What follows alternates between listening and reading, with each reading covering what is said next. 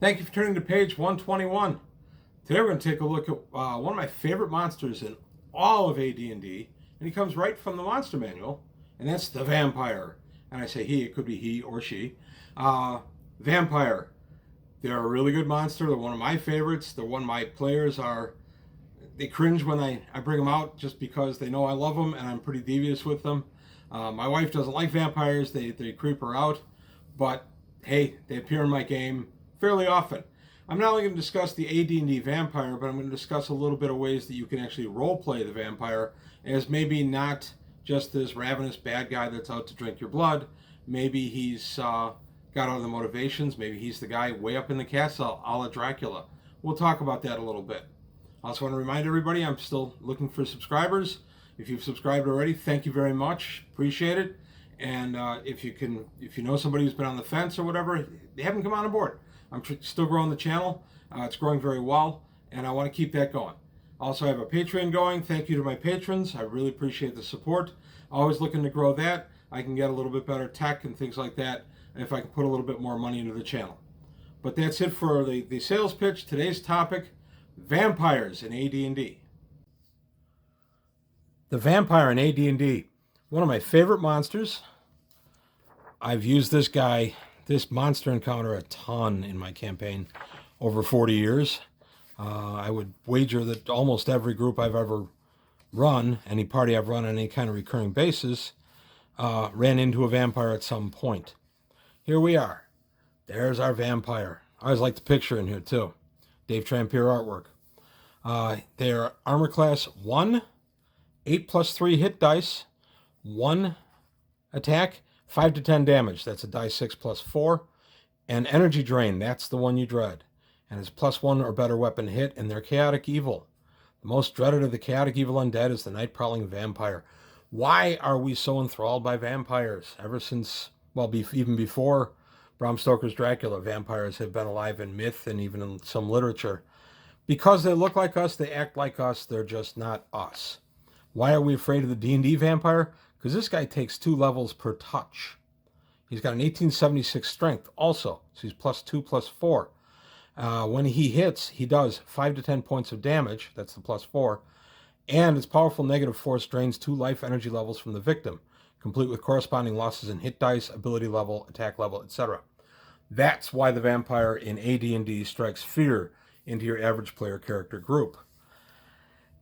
They can be very difficult to deal with when they're sucking away your levels. I've had my own characters get energy drained by vampires, and it's a tough thing to come back from. I had a guy who was hit once, lost 2 levels. I paid for 1 level to come back, and then I said the heck with it. I think it was about 50,000 gold pieces for the restoration. I said the heck with it, and I just worked my way back up to gain the other level back. It was a long time before I was whole again after having fought a vampire.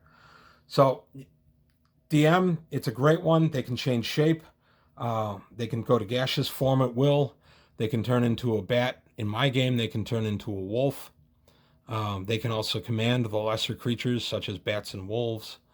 They have a strong aversion to garlic or the face of a mirror, and they have the cross in here, which just makes me kind of laugh.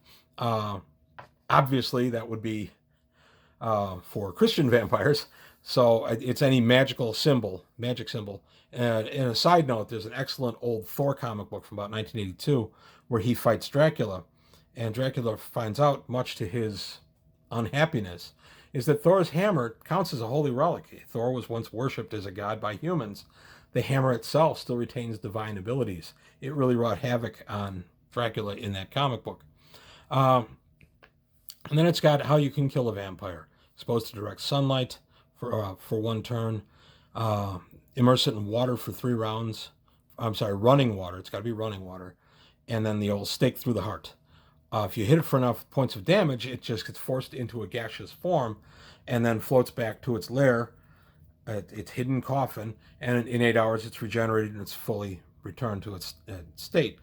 Its current state. The thing you also have to remember is vampires regenerate 3 hit points per round. They're unbelievably durable. The thing that's really scary about vampires is they can, in some cases, retain the class they had been before they became a vampire. So if they were a magic user, and then got cursed with vampirism. They are a magic user, whatever level they were, and by the way, now you're a vampire. I have used that a ton in my games. I'm sure many DMs have.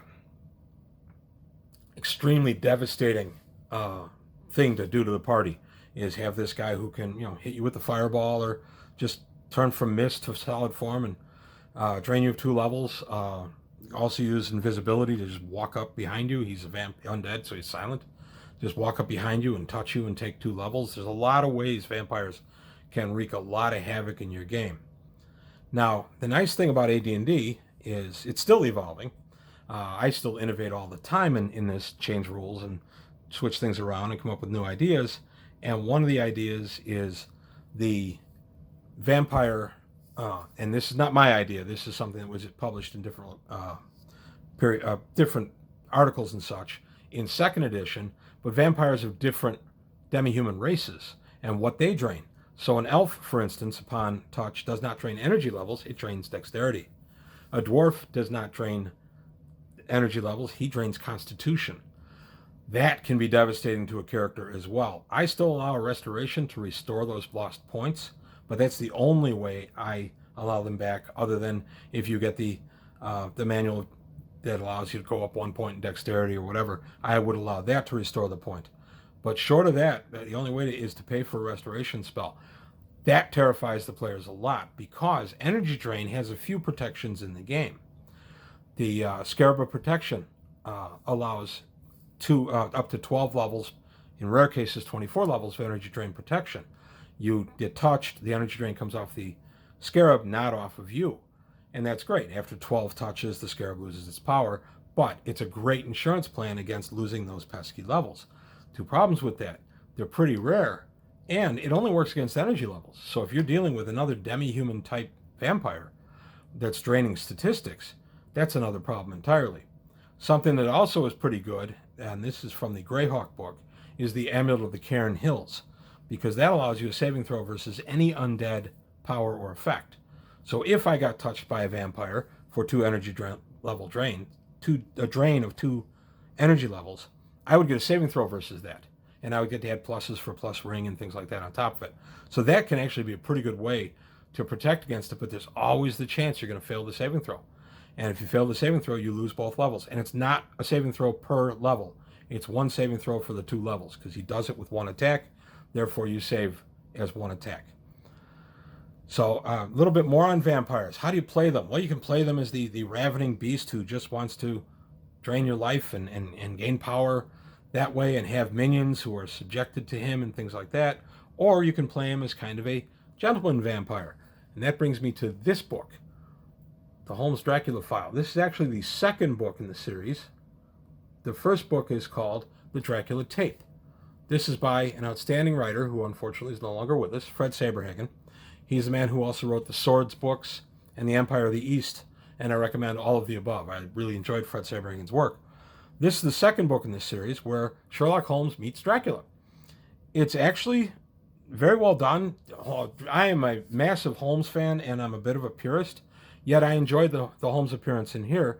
And it's Holmes and Dracula in Victorian England crossing paths and how the story goes. I don't want to give up any spoilers.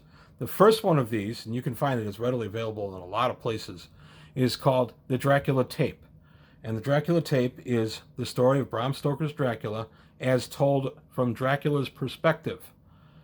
And the way I recommend reading it, if you're not really familiar with Dracula, I would reread Dracula and then sit down and read The Dracula Tape. You will get a kick out of it. By the end of The Dracula Tape, you find out that Dracula was just misunderstood the whole time. He wasn't this ravening demon in the night draining blood. He was just a victim of circumstance. So I recommend him. This is a great template for playing a gentleman vampire. Dracula, as he's represented in here, is of the old nobility and has the old world manners and things like that, a code of honor, everything. Yet he'll go ahead and demolish something if it's in his way, because that's just how it has to be. So I recommend this as a good way to do it. Also, the Strahd and Strahd War with Aslan by P.N. Elrod. Those were published in the mid-'80s. Those are available in various formats too. I recommend them highly. Strahd is a great vampire. He's a great tragic vampire, kind of cut from the Victorian cloth. His story is really tragic. You end up feeling kind of bad for him in a twisted kind of way. But Strahd makes a very compelling vampire as well. So just a few things, a couple of sources of interest for looking out for a vampire that's more than just the red-eyed monster lurking in the shadows. For that guy, Bela Lugosi, none can be beat. I love the 1931 Dracula. Why not?